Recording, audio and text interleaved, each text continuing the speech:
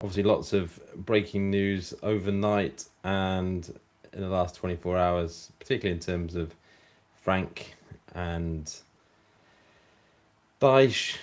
But we also saw some news regarding Tuchel as well. How are you doing this morning, James? All good, Luke. I see we got the memo to wear blue this morning. Yeah, Tuchel has been announced as an extension to his England contract to the summer of 2028 this morning, and all his backroom staff. There's also been a little bit of noise around him regarding would he come back into club management. There's going to be a few clubs this summer. We'll come on to a couple in a bit, but there's going to be a few clubs this summer who can be looking for new managers, and maybe his agent had said, "Well, hang on a minute, what's going on here? Do you want to stay in international football or go back to club management?" He's decided to stay with England. He's got a big opportunity this summer in the World Cup. They're going into it in good form, albeit they've played absolutely no one, played League One standard. So let's see how he performs in a big international tournament.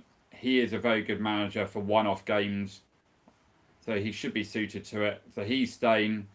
On talking of international football, he is at the UEFA Nations League draw this afternoon, which is taking place, which starts in September of this year, 2026, and runs until June. So where they have groups of 4 and Group D is of 6 teams, and it gives you opportunity for you to qualify will be for the Euros in 2028. So that's another way of getting in it. It's just more games for players, which we don't really need. But yeah, as England fan, it's probably good news for Tuchel to stay in, stop all the noise around whether he will stay or won't stay. And especially if England get to the latter stages, which they should do with the talent they've got and how bad international football really is, it's stopping the noise that Man United might want him, Newcastle might want him, Bayern Munich, Liverpool, Inter, Juve, you name it. Going to be a lot of managers around, and a lot of clubs changing managers. Anyone but Sir Gareth. I don't think I'll sleep easy until I see Southgate employed by someone else. Man I just United, hopefully. I have visions of Sir Gareth returning on an interim basis and being coached for the next 10 years again. Oh yeah, that was a nightmare. So obviously overnight we had the news that Dyche has gone, sacked by Marinakis. Not a huge surprise after the 0-0 draw against Wolves. I mean, I sent you a message shortly after that saying I'd be surprised if he survives until next game. I think the reality is that you look at Forest's situation and it is pretty dire now. It was a huge game for them yesterday. They were pretty unfortunate in that game. They gave Wolves a bit of a thumping, but the vagaries of football, they couldn't score. And with other results being how they are, is they're in a whole world of trouble. I think that the game last night and the result last night meant very little, to be honest. I think he was going to be sacked, whatever. The noise is coming out that the players have lost confidence in Dyche. They've gone to the owner and said, "This is happening." And once you lose the dressing room, you're toast. It's game over. The irony is that he was up for Premier League Manager of the Month award only last week. Yeah, I mean, looking at Forest, I mean, they're fourth manager of the season, which is an unwanted record. Nuno lasted 23 days, and his replacement was the biggest issue. Gone from a Nuno style of football, defensive, well set up, hard to beat, low block, to a and Postecoglou team that's set up to attack, play insane football, no real structure at the back, etc. Lasted 39 days after ending up in 18th, and then at least Dyche made it past 100 days, got to 114. They're 17th. I think they've looked at it and gone, Palace got the result against Brighton, they're out of it. I know they lost last night, but West Ham changing to Nuno and back in form, they're thinking if we get relegated, their financial issues are a big, big mess. And if you get relegated from the Premier League with their squad and their wages, they are going to go, they will be quickly in I, administration if they're not careful. well, I don't think it really matters whether they, obviously it matters whether they stay up or not. I think they've got a whole series of pain coming their way. As a Villa fan, it's something which done nothing but look at in the last 3, 4 years, whether it be PSR, whether it be squad ratios. Forest have always been the other team who have been incredibly close to the line as such, and having spent even more money last summer, new contract extensions, all these sorts of things, is I would be amazed if they would comply with the current wage ratios that are required. I mean, I think you have to put some sort of context on it. So, a bit similar to Villa in that when they came up to the Premier League, is you end up spending fortunes because you end up needing 15 to 20 new first team players almost because the players from the Championship simply aren't good enough. And the problem you have is that you're paying big wages to attract them. And unfortunately, a lot of these players are only going to be good for 1 or 2 years. They're really there just to try and keep you in the Premier League. So Forest had that. So suddenly you have a bloated wage bill with a pretty big squad full of players who aren't anything that special. And then what you end up with is to try and get to the next level. You then bring in better players, bigger money, whilst at the same time being really, really struggling to offload some of the fringe players who haven't played much for you. And when you throw in things like contract extensions, I'm sure they probably got some big bonuses as well for qualifying for Europe, things like that. Is those numbers can get out of control pretty quickly.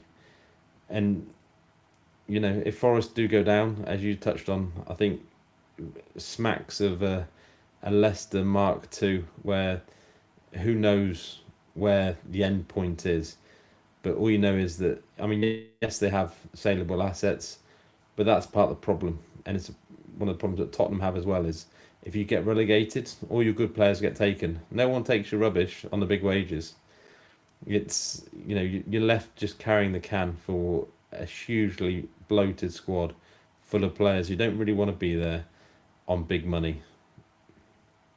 Leicester are the classic example of that, with Oliver Skip, Winks, Vestergaard, Wout Faes, all on huge Premier League wages that Leicester can't afford, and no one wants to get rid of them because they don't want the player on that, and the player doesn't want to reduce his wages and go and play elsewhere. He's quite happy on his 3-4 year contract on Premier League 100 grand a week wages, whatever they were paid. So yeah, it doesn't surprise me that they've sacked him at all. They've got the weekend off, obviously, because they're not playing in the FA Cup. They got beaten by Wrexham, which was just bad result, obviously. They've got a European game next week in Turkey against Fenerbahce, haven't they? Before they're back in action against Liverpool on a Sunday.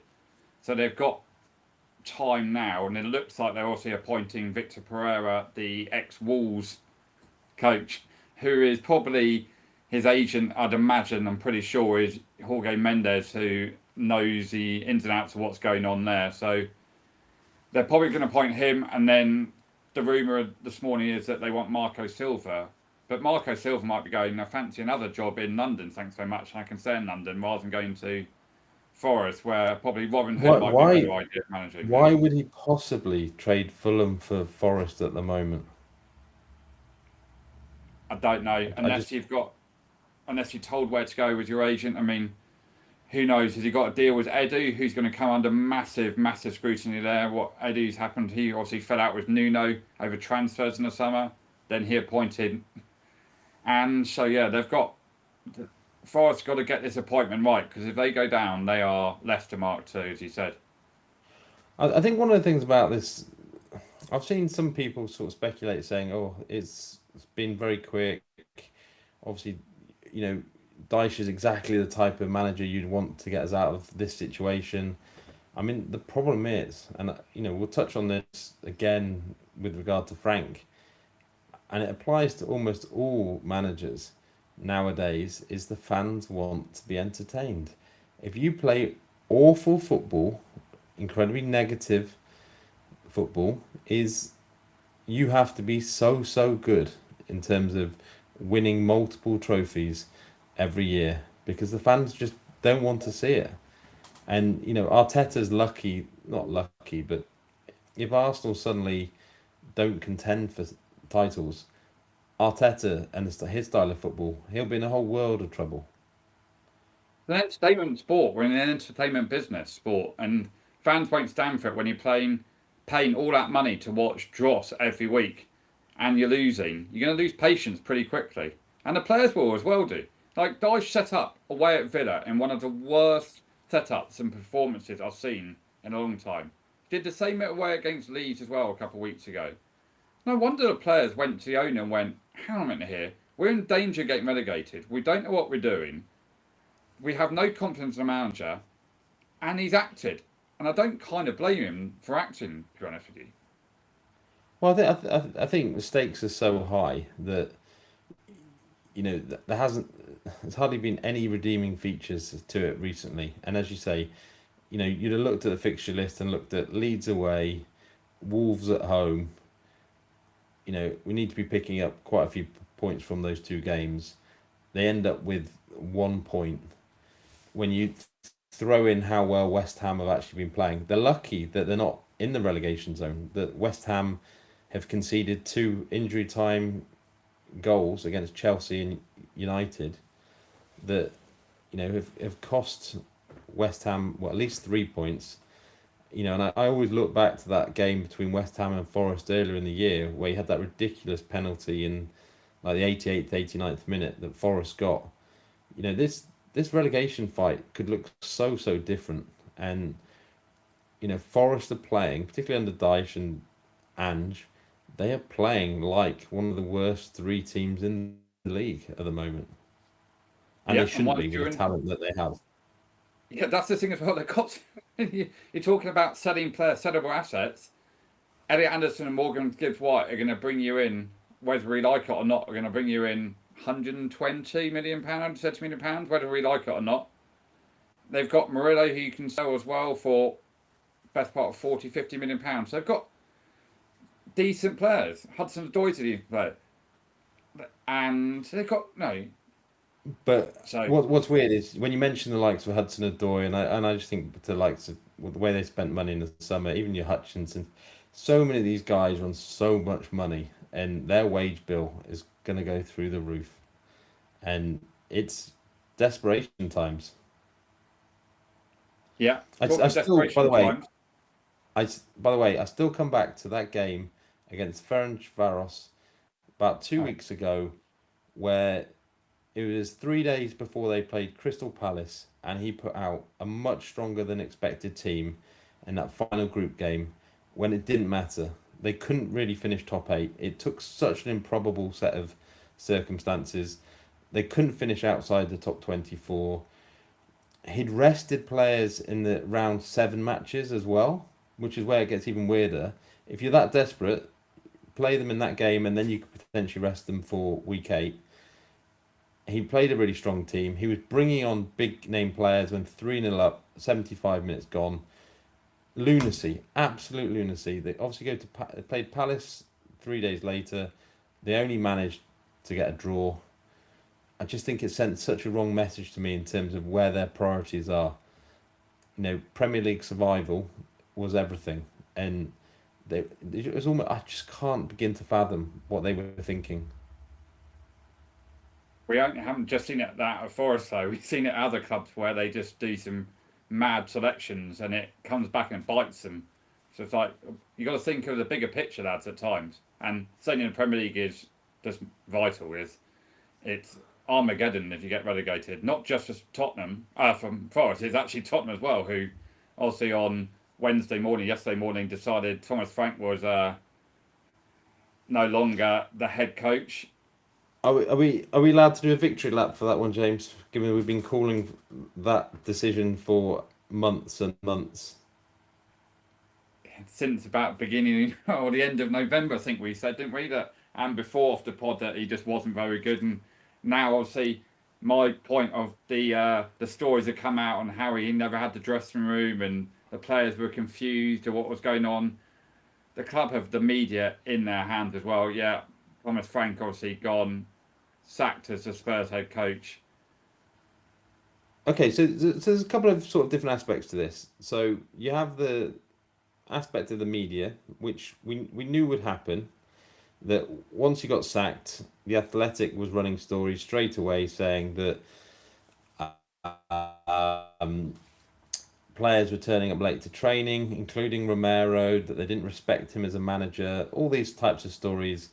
And it's been fed out through certain individuals, at the Athletic. Clearly, something we touched on in Monday's podcast was journalists being given preferential treatment in terms of exchange, basically in exchange for releasing the stories that the clubs want. And I just don't think people realise just how much it happens. We touched on it, whether it be that Luke Edwards at Newcastle, you got big Liverpool accounts, telling certain stories. And it's just so telling that the day after, these guys could have told these stories weeks and months ago, particularly given that some of them related to that derby defeat to Arsenal when Eze scored his hat-trick. Apparently Frank went ballistic in the dressing room after, was telling everyone, more effort required basically, and essentially some turned up late for training the next day. That should have been a story that was told 2-3 months ago, but it's been deliberately held back for this moment. And what it does is it just makes you question the motives of all these journalists. Yeah, that game was in November, wasn't it? So it happened 3.5 months ago when that happened.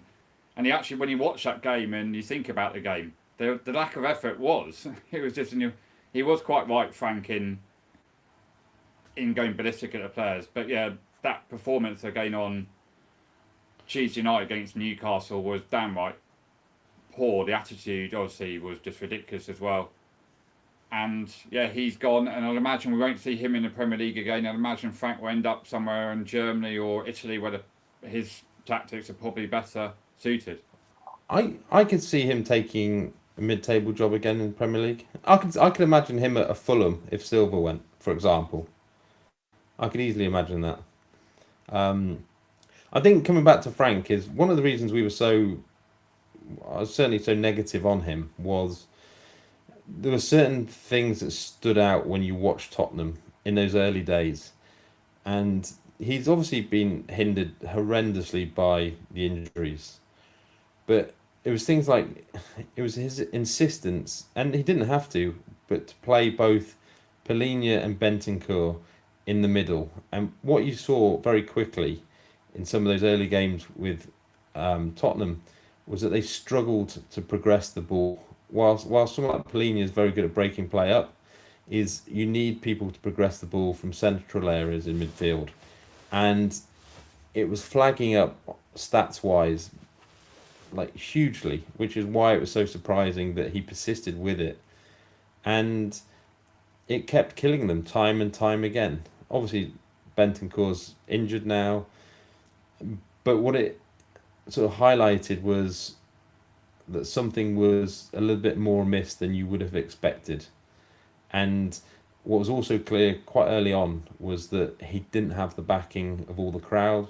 When you put in performances like they did, I think the Chelsea one, there were 3 or 4 really, really poor performances, particularly at home, where they were sort of registering less than 0.05 xg for halves of football. And ultimately, Spurs fans want to be entertained, and they weren't. And, dead man walking. Yeah, it was a game against Wolves, wasn't it, when they got a last-minute equaliser and that was quite early on in the season when the fans suddenly went, uh-oh, we need, and Spurs are a club that wants to entertain their fans. They don't win many trophies, obviously. I know they won Europa League last season, just gone. But you've got to go in there and entertain. And if you don't, like he didn't, well, he got the good results early on, right? So I remember they beat Burnley on opening day 3-0. And then they went to I remember Man City. watching that Burnley game, and they weren't impressive. I thought Burnley interesting because they made life a little bit, at 1-0. Burnley wasted some chances, and the story could be very different had Burnley equalised then. Obviously, went to Man City, they won 2-0, but it was one of those games where they literally took their first two chances and then they were able to sit back, actually controlled the game really well, saw out the game without too much, without too many issues. And I just remember at the time thinking, oh, life's good when you take every chance you get type of thing. And we always talk about goals changing games, and it felt that way. Obviously, you then had things like the Wolves game, the Chelsea game, and ever since it's been a whole series of lackluster, just disappointing performances. They even got results. I remember they went to Leeds, won 2-1. Not a result they deserved. There were two deflected shots in there for their goals. They went to Everton. I think they beat Everton, was it 3-0? Everton wasted all sorts of chances.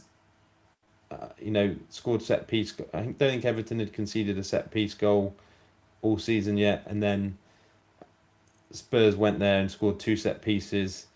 I think it was a disallowed goal for Everton as well at 1-0. It wasn't a particularly, Everton were the better team that day. Obviously, Tottenham got the result, but that's football a little bit. But those sort of performances sort of stick in the mind, and it was just a question of when. And what always baffles me a little bit is why it's taken so long to make this decision when it's been clear to, people like us that things were amiss months and months ago. Yeah, and now they've got a decision. They're giving the players 5 days off as well, so they're not back in training, I don't think, till Monday, because they're not playing in the FA Cup this weekend. They got beaten by Aston Villa in the FA Cup third round, didn't they, at home?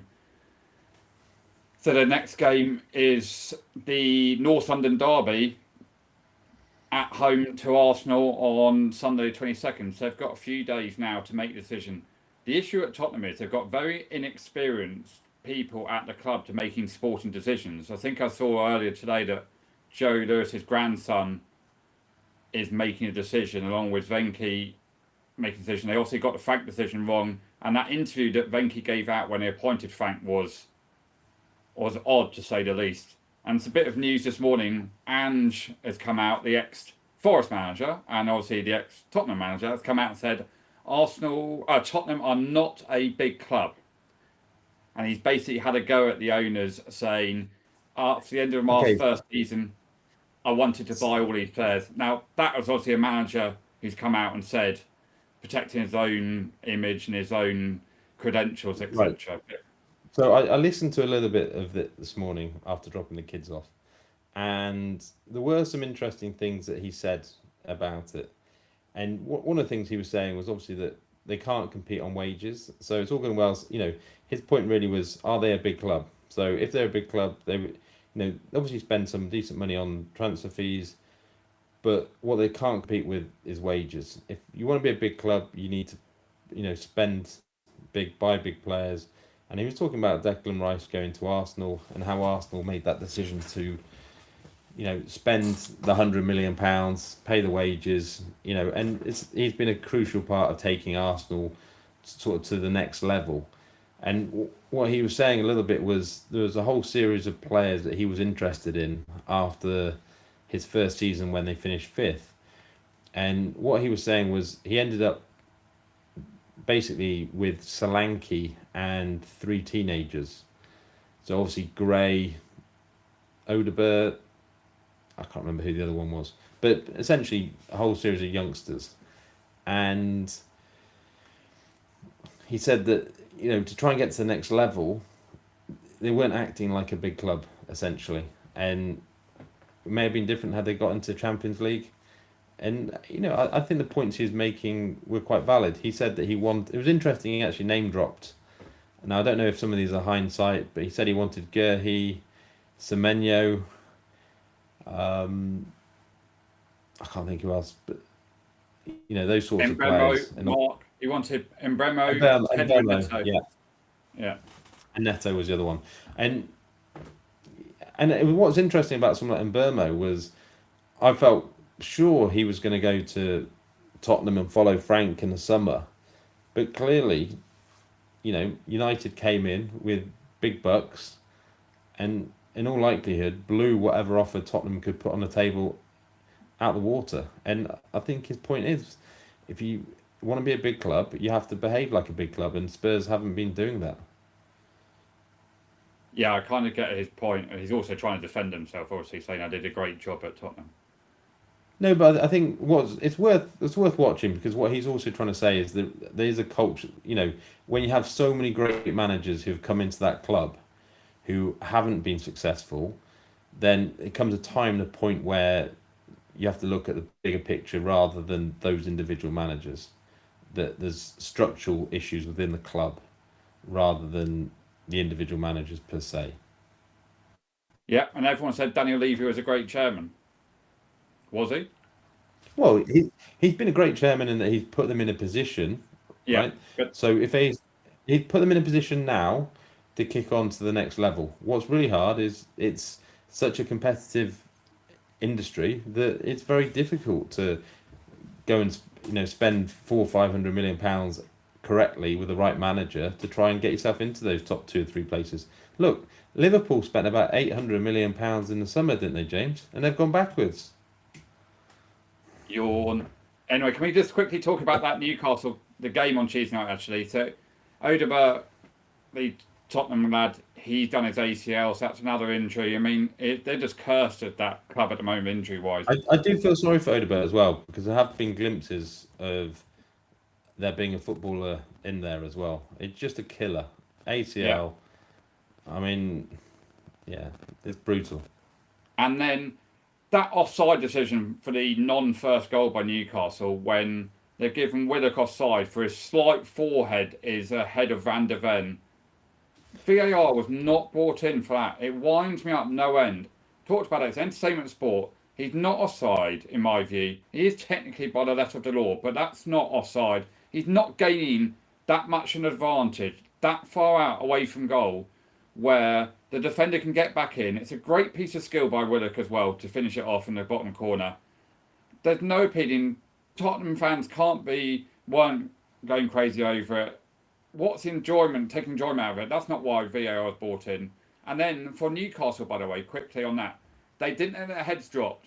They went straight back on the front foot, straight after the free kick was given.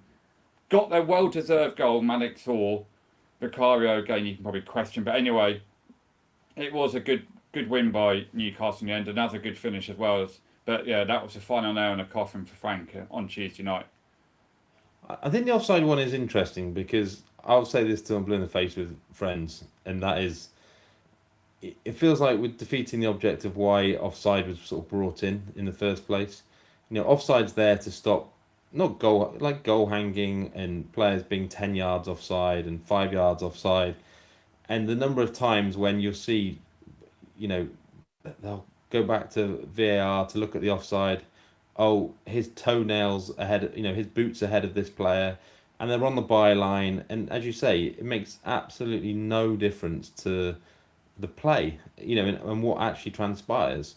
If you had a player in the middle, attacking the box, and they were slightly ahead of the defender, then you go, okay, that's a different situation.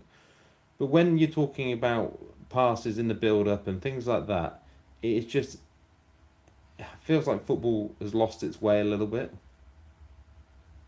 Yeah, and yeah, it's just, and we talked about it on this pod we have done recently about refereeing. So this week you had the Chelsea Leeds game where the Chelsea player, we'll probably argue about this, goes down, very soft penalty, and Chelsea get another penalty from, I think, it's very soft penalty. If we give him penalties for that, you give him 5 or 6 penalties every game, things like that. Palmer obviously But set panels. it's the inconsistency, James. It's Yeah, you watch Villa game last night. Abraham is a worse push.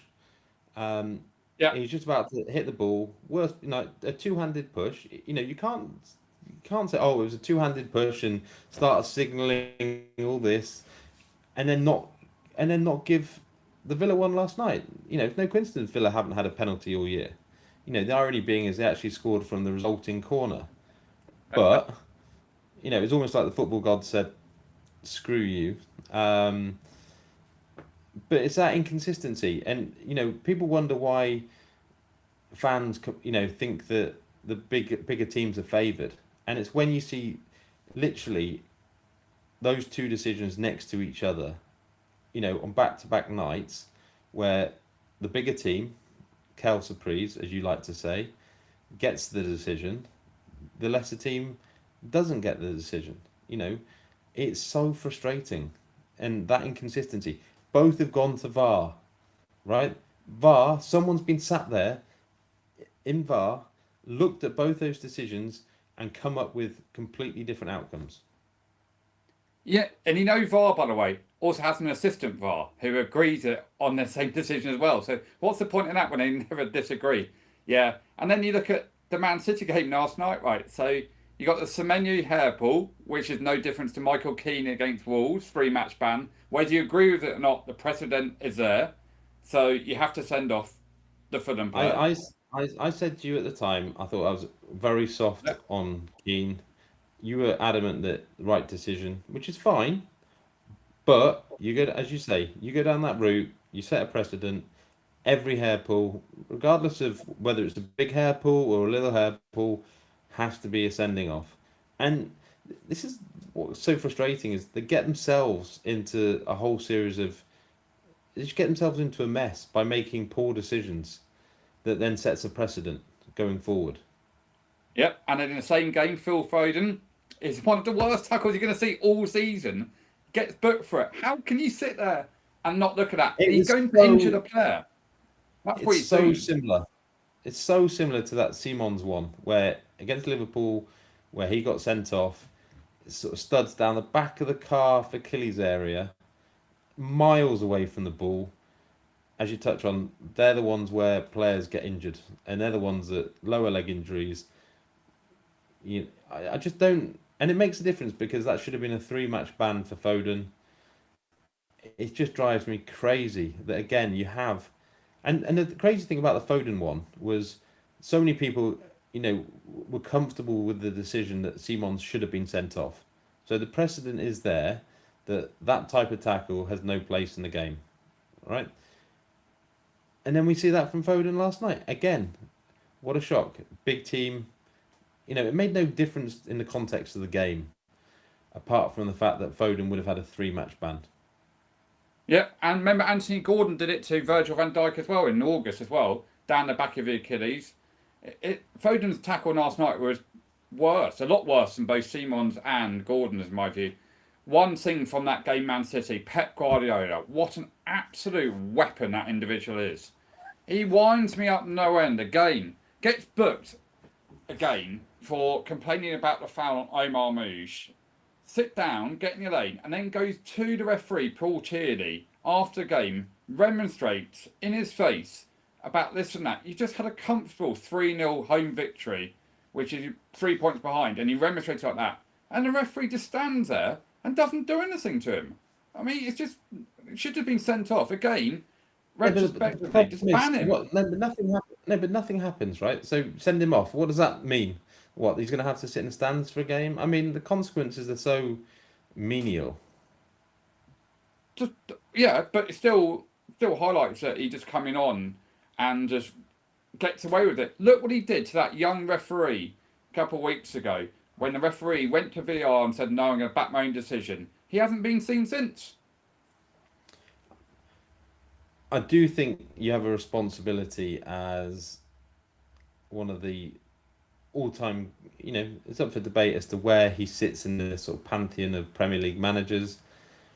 But when you are an all-time manager, you do have a responsibility to show courtesy to referees in particular, because I end up sort of watching a lot of kids. My kids play football, and one of the big things is about the young referees and referees being abused and all these sorts of things. And if you see the very best managers abusing referees, it's a little surprise that everyone thinks they are in a position to abuse referees. It has to stop, and they have to clamp down on it. And setting an example with someone like Pep would be a step in the right direction. Yeah, Klopp was the worst at it back in the day. Absolutely, and they're trying to. It was just, and they got away with it, so he carried on doing it. Just it needs to be cleaned up. Start I'm, setting some I'm, examples. I'm surprised. I'm surprised Klopp had time to moan at the referees in between all his excuses. One thing from the games, obviously, referees and Chelsea. Cole Palmer, not talking about his 18 penalties from 18 penalties, just his miss. It was a good Uh, miss. It was that was a and by the way, that's an enormous miss in the context of those top four, top five places for Champions League places. You could easily come back in May, look at that, and think, "Wow, that was just big," and you can't really explain it. Big at both ends of the table. Leeds will get a big reward from that. Obviously, drawing that 2-0 down, and then more significant for Chelsea. Obviously, because Liverpool won last night away at Sunderland, so it could have been 2 points gained by Liverpool. They're kind of only 3 points behind Chelsea now, or something like that. So yeah, it'll if they don't get top 4 or 5, it's quite hard to So, actually put it. If so, he tried again, 100 times out of 100, right? It's quite hard to actually put where the ball ended up. so, I think one thing we did see a couple of times over the week, over the fixtures last night was that I, obviously I hate the phrase, "Oh, a 2-0 lead's a dangerous lead," because it's not, right? It's great. I'd love to have a 2-0 lead. But what we saw in both the Burnley Palace game and that Chelsea Leeds game was that once a team does get, and we saw it with Man City Tottenham last weekend, is once a team gets just a little bit of hope in a game, it's amazing how quickly things can change from teams looking utterly dominant. And I don't know whether it's teams just switching off, thinking they've done the job, getting slightly more negative. But what's always amazing is how difficult it is for these teams to turn it back on if they do take their foot off the pedal a little bit. Yeah. Talking of managers, who's the next to be sacked then or lose their job? Because there's quite a few. If you think about I don't think they'll. I mean, I think it's one of our speciality subjects, James. So obviously, I saw one of them at close quarters last night in terms of Hertzler at Brighton. I touched on a couple of weeks ago. I thought that he was potentially in trouble, and the results subsequently haven't been great. They obviously lost at home to Palace on Sunday. Didn't play great either in that game. Last night, obviously they lost 1-0 to Villa. They were unlucky last night. The first half they were very passive, didn't play particularly well actually. Villa were the better team in that first half. Second half they were much the better team. It was a better performance from Brighton. Obviously conceded the late set piece goal, but unfortunately it's another defeat for Brighton. And I'm not going to say they've got no chance of finishing in the top 10 now, but it's going to be a struggle for them. They'd have to go on a pretty decent run. They're lucky they've almost got as many points as they have, or they'd be looking over their shoulders. It has been a poor, poor season. And what I would say as well is he's a manager who massively overthinks things. Putting that young lad Howling at the weekend with the other weapons he had available to him against Palace, it was just bizarre. And I look at team lineups every week. The hardest one to predict by a country mile is what Brighton are going to do on any given week.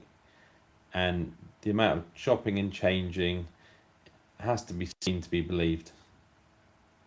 yeah, it's not good for the players either when you don't know if you're playing week in, week out, and you just don't know. Oh, Sometimes, so one thing from that Villa game yesterday, or two things. One was that Belieber actually got booked after 2 minutes at last.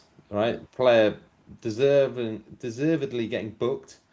He actually did not a great foul very shortly after that, and something I haven't you don't see very often is a player gets substituted off after 20, just over 20 minutes into a game because the manager is afraid that he's going to get sent off. Fair play to Hertzler for making that change. Who did he bring on, James, instead of Belabor? Your favourite player? James Milner Correct. came on for his 643rd Premier League game to level with Gareth Barry, but just the 14,000 minutes less than Gareth Barry, which is basically the equivalent of over 4 full seasons in Premier League football. So yeah, he shouldn't be playing Premier League football at all. He shouldn't be on 120, 150 grand a week at Brighton at all. There's no way he should be playing. But yeah, he came on and equalled the record. So I would say a couple of things about that game. One is Villa looked tired. All these injuries in midfield, they look very leggy. They do catch up with you. If Villa were to get more injuries, it wouldn't be a huge surprise. There's an accumulative effect of injuries and playing time. Just ask Tottenham. And the other thing was Emi Martinez. Yes, he's had a couple of high-profile gaffes this year. As a general rule, he's been brilliant for Villa this season. There's so many games where he's made unbelievable saves to keep them in games. The save last night onto the bar, unbelievable. And at the end of the season, you look at points tallies, and he will be a very large part as to why Villa finish where they do. Yep, talking of goalkeepers, can we move Your on to favourite? England's number one? England's number one, Jordan Pickford. Where was he going for the Bournemouth second goal on Tuesday night? Different postcode? What was he looking for? His milkman Brighton, or off to whatever? find a donkey. Off to find a donkey on Brighton Beach. The ball's gone in the middle of the goal and he's outside the 6-yard box. It's just absolutely ridiculous. Look, I think he just obviously misjudged, the cross. He's obviously got nowhere near it. He ends up looking silly.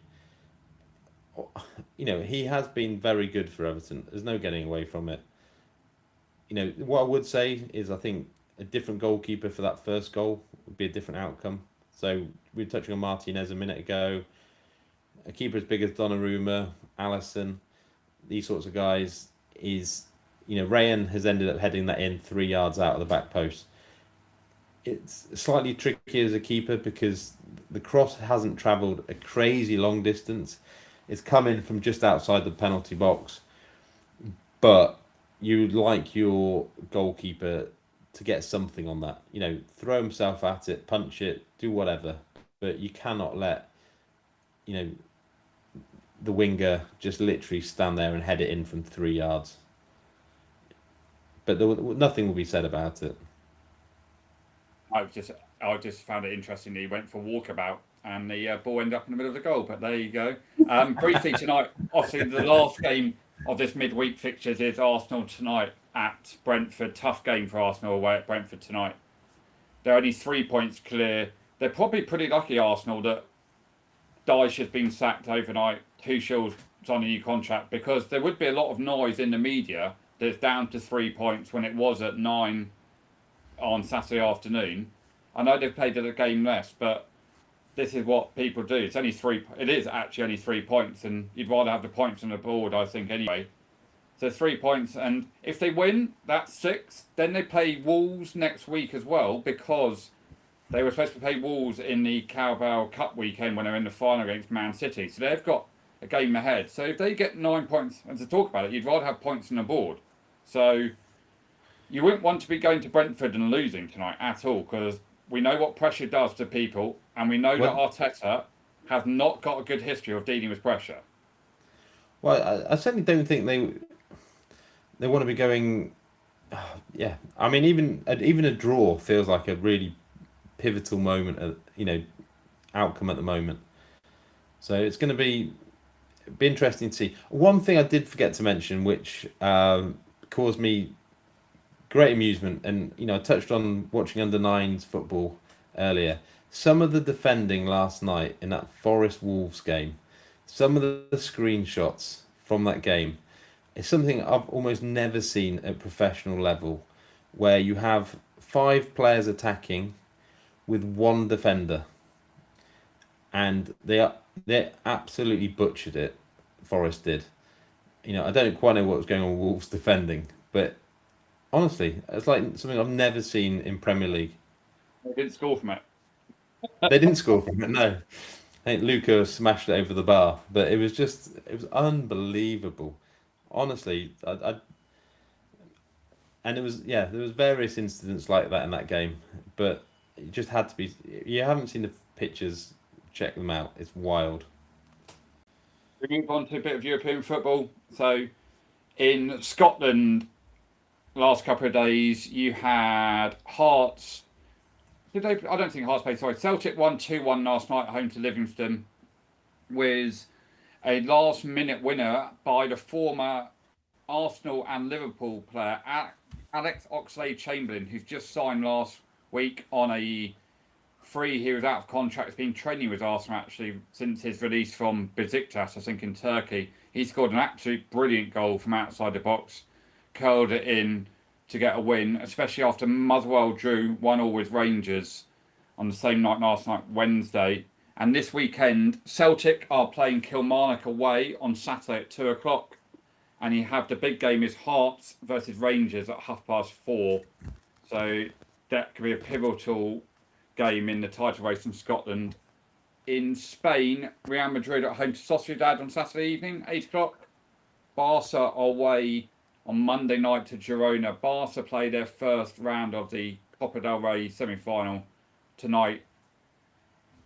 And they've got a few injuries, actually, Barcelona. In Italy, AC didn't play in a week because of the Winter Olympics. They are away at Pisa tomorrow night, Friday night. The biggest game in Italy Serie A, is Inter Milan versus Juventus on Saturday night at 7:45 UK time. And you've got Napoli-Roma on Sunday night. Germany, Dortmund at home to Mainz tomorrow night. Munich are going to score more goals probably at Bremen on Saturday afternoon. And in the Championship, obviously Middlesbrough won 2-1 away at Sheffield United on Monday night. So they are now top. And the game of the week will be... So that Middlesbrough game, if you haven't seen the red card tackle from Rothwell, check it out. Absolutely disgraceful. And he had the audacity, by the way, to complain about it. He should be given, by the way, a 4 or 5 match ban for that. That is not worthy of a 3-match ban. That was downright assault. If that was outside the football pitch, you'd be done for GBH. That was going to injure the player, and a nasty, nasty tackle that was. Can I just mention my favourite football result, apart from the Villa one last night, all week, was Leicester 3, Southampton 4. Leicester obviously in a whole world of trouble at the bottom Championship. 3-0 up at half time, ended up losing 4-3. Worrying times if you're a Leicester fan. Yeah, but did you see the goals for Southampton? So it was 3-0 until the 61st minute, then Southampton get one back. Then 82, 87, and a 96-minute winner for Southampton. Yeah, hilarious. And last bit on the Championship games is on Monday night. It's the big one. It's Coventry versus Middlesbrough Monday night, 8 o'clock. Top 2. So that'll be an interesting game. The other news about the Championship and League 1, League 2 was they are voting this week, I think, either today or tomorrow, about a potential change in the playoff where they're going down to 7th and 8th or 8th and 9th, depending on League 1 and League 2. So 2 extra teams, and they're changing format, aren't they? 4. Yeah. So 16 instead of 4. So I think the way it works is the teams finishing 3rd and 4th get a bye into the semi-finals, essentially. The team that finishes 5th would play the team that finishes 8th. 6th and 7th would play each other. Be a one game tie, and then the lowest ranked team would play the team who were 3rd. The other team would play the team playing 4th over 2 legs, and then it would be a playoff final. I know you're a big fan of this idea, James. No, not at all. It's just done for more money, in my view. It's just done for another 2 games in both leagues. I'm not happy that team that finishes, say, the Championship, that finishes 8th, could be 25 points behind the team that finishes 3rd over the course of 46 games of the season, and then you're giving them essentially the same chance, barring the extra game. And I know you get a home fixture, you're home in the second leg of the thing, but that's not a big enough difference for me for over a course of 46 games of the season. And also, the biggest thing for me, these clubs are finishing 7th and 8th or 9th, whatever it is, aren't set up to going up to the other, especially in the Championship, to set up to go to the Premier League. They're not Premier League set up clubs at all. And they could go up, they could get absolutely thumped, which they would do, come back down. You've talked about it earlier in terms of having to spend so much money to even try and compete, get thumped, not a great experience for fans, and then you could financially, if you make 2 or 3 bad decisions, financially ruin your club and just set you back years and years and years. I don't think it's the right way. I like the playoff system as it is at the moment. It's a bit of fun again at the end of the season. And one of the best games I've ever watched was that Sunderland versus Charlton game. I think it was in 1999 at Wembley when it went to penalties. Kevin Phillips got a hat trick. Yeah, and Michael Gray missed the penalty, and Clive Mendonca, didn't he score 3 in that game as well? I think he scored a hat trick. I think, yeah. So yeah, those were fun games, kind of thing. And I think there's a couple of aspects to it. So one is, I think you're absolutely right in terms of clubs being set up to go up. So one thing I would sort of tip my hat to Birmingham is with their new owners. And by the way, on that, I see Tom Wagner, who obviously Tottenham owner, had a stroke this week. So let's hope, fingers crossed, that he's okay. He's not particularly old. I think he's only 56. So let's hope he's okay. But obviously doing a very interesting job at Birmingham. But they're putting the money and finances in to give themselves a chance of actually being a sustainable Premier League team, whether it be the stadium, whether it be the funding. You know, those teams coming into the Premier League, it makes far more sense than, say, a Bristol City or a team like that who won't spend the money probably if they do come up. I mean, we're both very good friends with someone who's a big Leeds fan, and he was pretty nervous, I think, about coming up this season. But, you know, the fear of watching your team get smashed week in, week out, it's not that much fun. You know, I remember when Villa were in the Premier League struggling year in, year out. You go down to the Championship, you start winning games well, playing good football. There's sort of a buzz and excitement around the club. You get promoted and you're going to get walloped everywhere you go. And it just kills any sort of enjoyment you have. Yeah, I don't like. I think it's just a money-making exercise, really. Any other football, James? No, obviously, so we've got the FA Cup this weekend. I mean, if you look through the games, so tomorrow night you've got Hull, Chelsea, Wrexham, Ipswich. Saturday you've got Burton, West Ham, Burnley, Mansfield, Man City 20, Salford 0, Norwich, West Brom, Port Vale, Bristol City. Southampton play Leicester again. There you go. So back again, the second game in 4 days. That'll be an interesting one down there at Southampton, South Coast. And then the two, probably the best games of the weekend for potentially to watch are you boys, the Aston Villa home to Newcastle, Saturday 5:45 UK time. And following on from that, it's Liverpool, Brighton at 8 o'clock. Sunday, you've got Birmingham, Leeds at 12. That'll be a tasty one. That would be a tasty one. I wonder what team Leeds will put out there. I would imagine full strength, so why not, like, kind of thing, keep the momentum kind of going, kind of thing. You might have changed a few if people got niggled, but Grimsby Wolves. I think he'll change it. He'll change a few. I think they've got enough. They have enough players like your Tanakas of the world who can come in and do a job there without a big. You know, Longstaff hasn't played much recently without a big drop off. Yeah, Grimsby Wolves, Oxford versus Sunderland. I think Sunderland will change quite a few there as well. Stoke Fulham. God, that'll be a horrendous game there at Stoke at Bet365 Stadium over up there. Arsenal got another easy draw against Wigan, which they should play their under-18s. If I see any one of the Arsenal first team anywhere near that squad, need to have serious question marks around Arteta. None of them should be on the bench. Talked about it. Don't even bother coming to the stadium. Have the weekend off. Go away with your family after tonight's game. Come recover tomorrow. Saturday and Sunday, we'll see you on Monday. Just get away from football for 2 days. You've got a chance where you don't need to play at all. They don't I need to think I be think anywhere near the team. I think both Man City and Arsenal have been incredibly lucky in terms of draws at this time of the season. So obviously, City have got Salford, Arsenal have got Wigan. I mean, they're trading at 1.04 and 1.06. They will both win. Arsenal have got Wolves on Wednesday. So they basically get a chance for a break before that game in terms of resting their bigger players.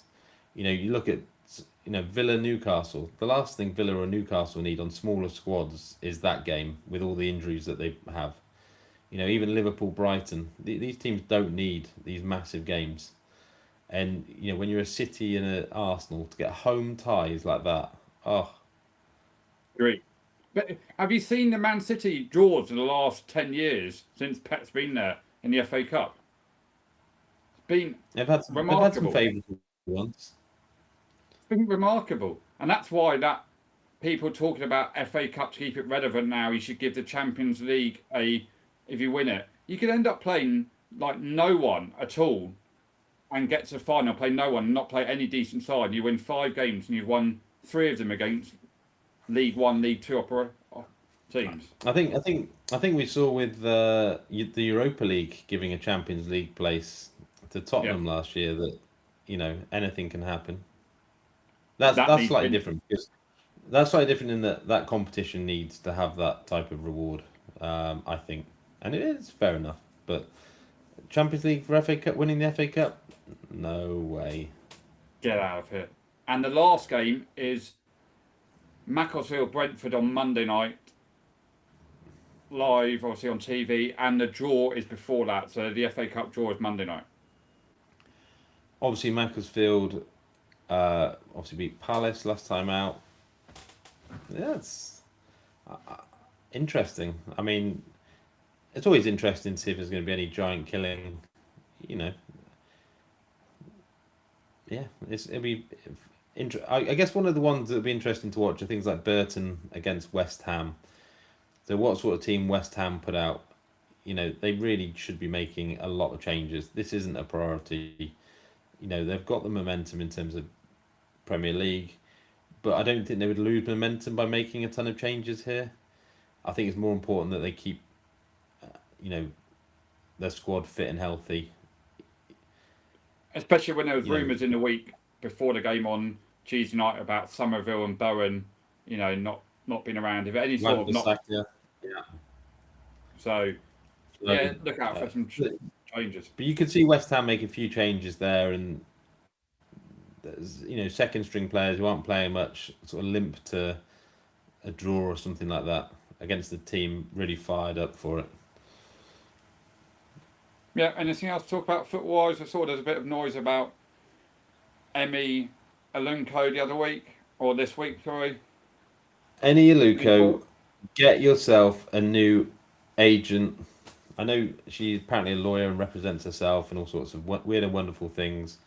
Note to self, do not appear on TalkSport with Simon Jordan unless you're a very capable individual, and unfortunately for her, she isn't. It's it does raise some interesting points. We see. I'm probably slightly more critical of pundits than most. She is very low on the totem pole of a very poor bunch of pundits. She is embarrassingly bad, and she doesn't deserve to be gracing our screens, and she has such a chip on her shoulder. Yeah, it was a car crash of an interview that Simon Jordan just made complete. Yeah, anyway. But you got to know your stuff if you go into Simon hear. Jordan. Yeah, you got to know your stuff, and you got to have good backup and things like that, and you got to know what you're talking about. You can't go in there like she did, and she just got yeah. Well, he's just very eloquent in terms of very clear as to how he's going to present his ideas. I suspect that he should probably be in politics or something like that rather than talking about Emi Alunko and destroying her on national radio. The only good thing she has done is made Joey Barton look what he is. I think he does that himself.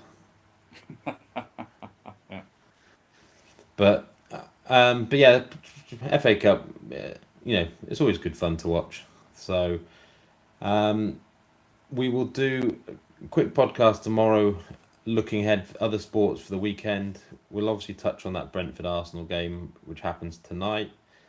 And from a purely football point of view, I'm sure we'll be back on Monday.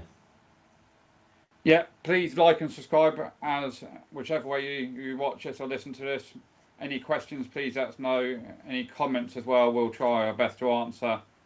So yeah, have a good weekend watching the football. And if you do listen to the sports podcast, we'll speak to you tomorrow. Goodbye.